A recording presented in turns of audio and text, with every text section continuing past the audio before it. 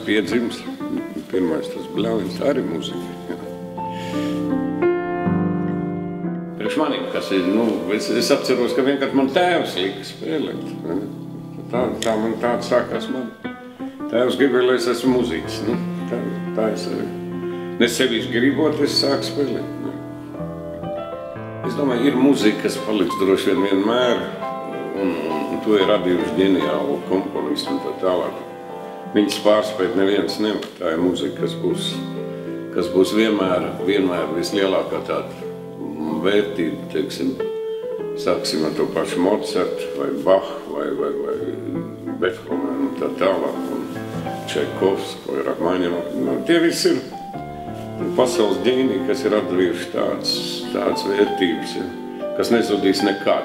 Būs dažādas modes, teiksim, tur arī tā kā šodien, teiksim, tur elektroniskā muzika, bet tik un tā, tas akustiskā muzika vienmēr būs tā visvērtīgākā.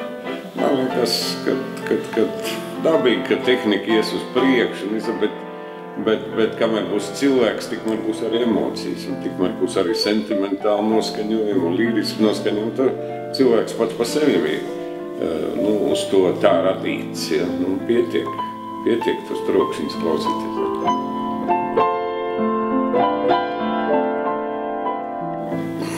Šis instruments neprasa komentārs, viņam ir lielisks mehanisms, lielisks. Viss tas ir roka darbs, roka līdz šai dienai, tas ir roka darbs.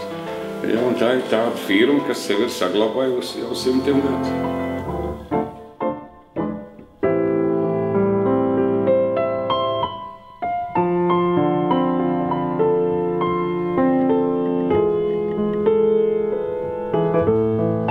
Un es domāju, ka pareizākais ceļš noteikti būtu dot iespēju jaunajiem, mācīties.